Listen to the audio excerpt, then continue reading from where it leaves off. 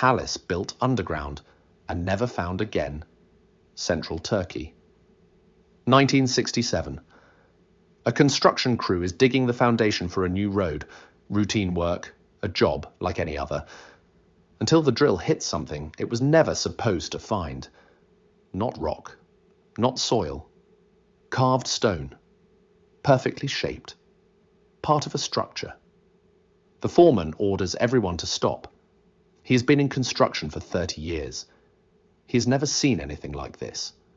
Archaeologists arrive within days. They begin carefully removing the soil. And what they find, 6 meters below the surface of a Turkish road, will change everything they thought they knew.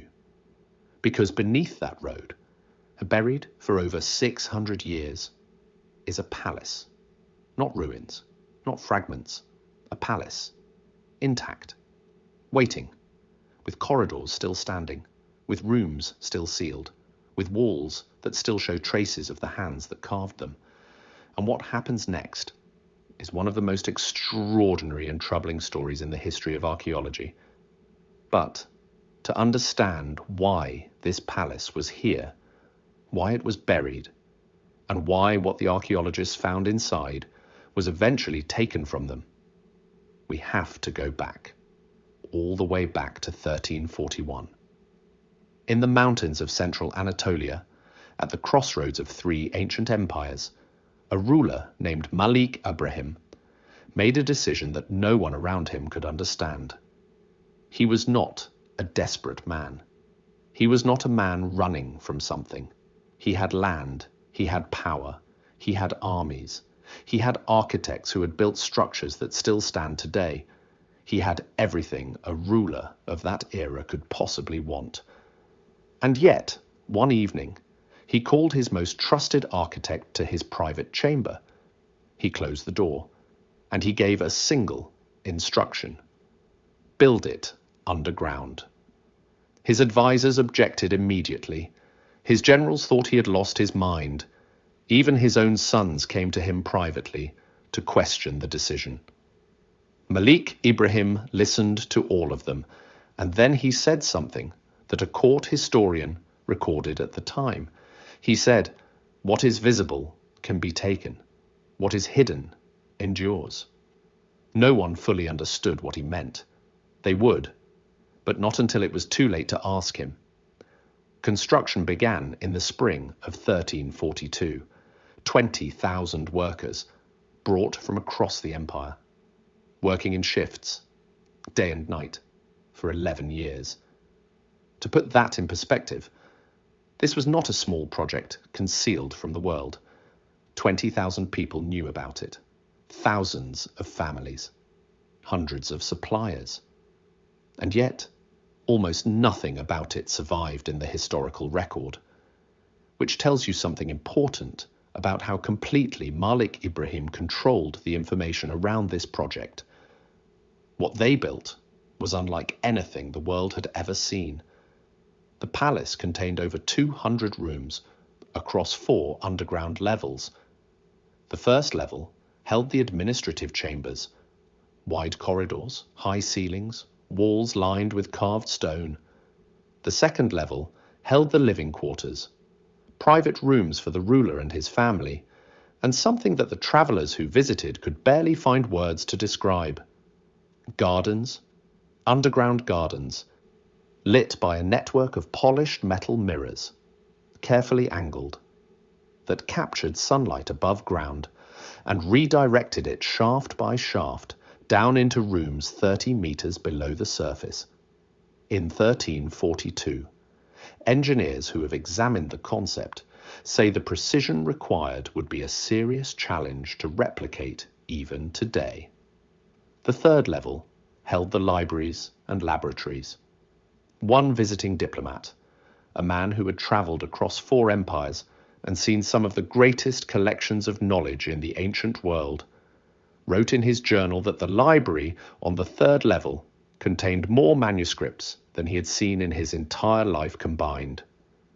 Mathematics, astronomy, medicine, philosophy, languages that no one outside those walls had ever studied.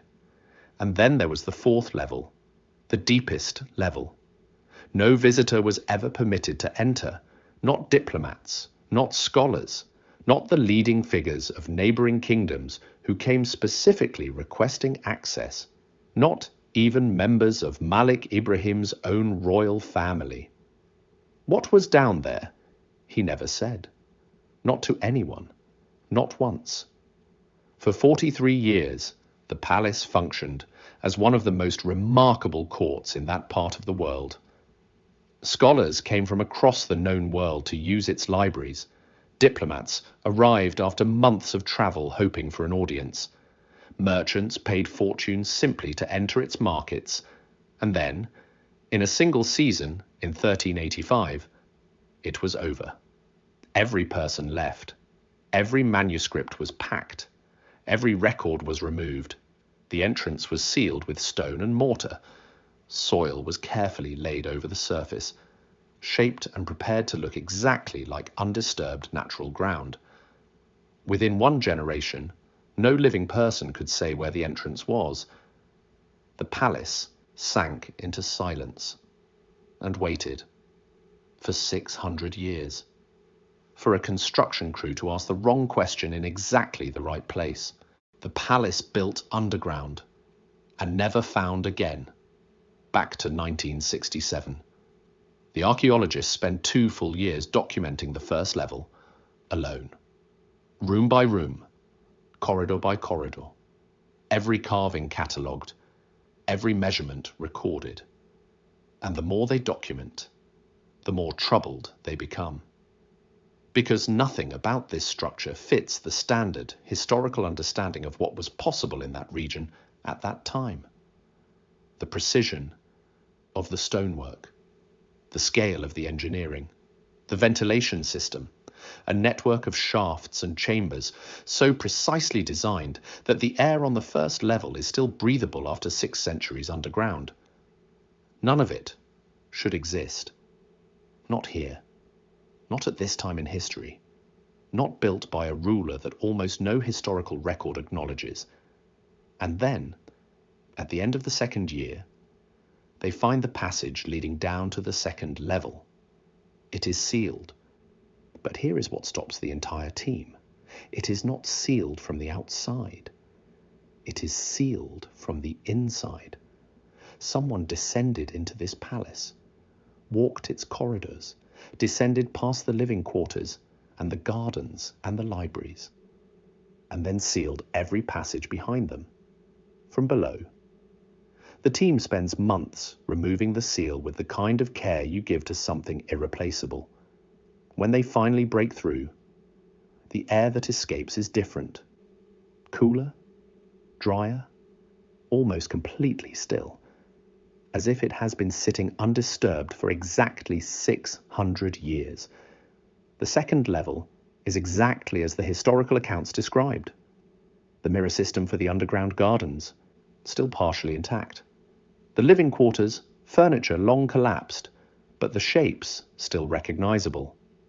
And manuscripts, dozens of manuscripts, wrapped carefully in oilskin, stored in sealed clay containers, stacked along the walls. The lead archaeologist, Dr. Kemal Arslan of Ankara University, would later say that the moment he stepped onto the second level was the moment he understood what kind of man Malik Ibrahim had actually been. He said, "I realized immediately that we were not looking at a palace. We were looking at an archive. Someone had prepared this place not to live in, but to preserve." Dr. Arslan filed a detailed report, requested full government funding, submitted a complete excavation plan for levels 3 and 4. He was confident. The findings were undeniable. The significance was obvious. 6 months later, his team returns to the site. The site is fenced off. A government vehicle is parked at the entrance. 2 officials are waiting.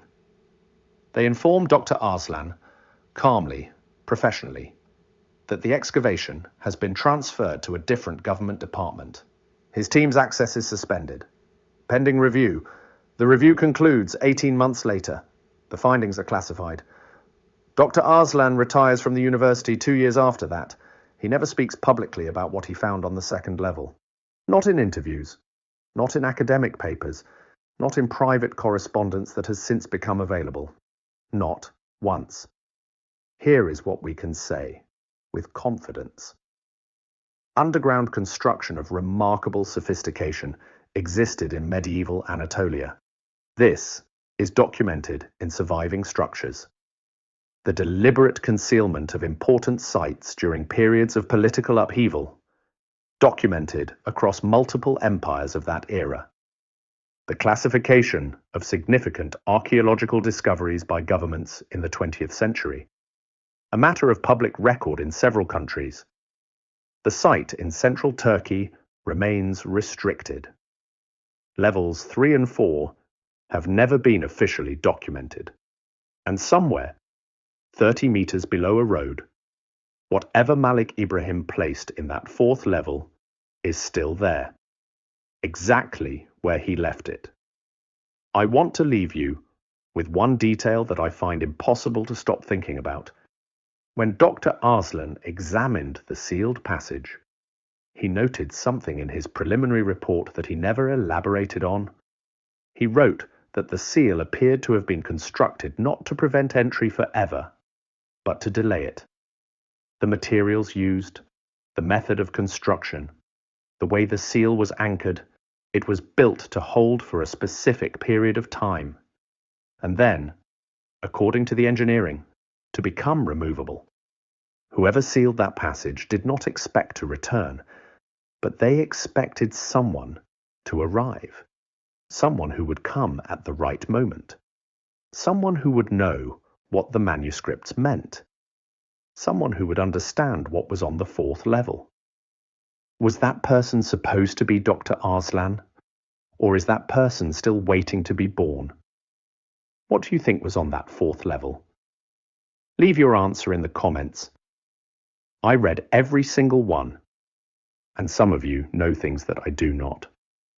And if you want to know about the palace where researchers finally opened the doors after 2 centuries and found the last meal still on the table, untouched, that story is coming next. Subscribe, and I will see you there. Before I go, I want to be honest with you. Bekoe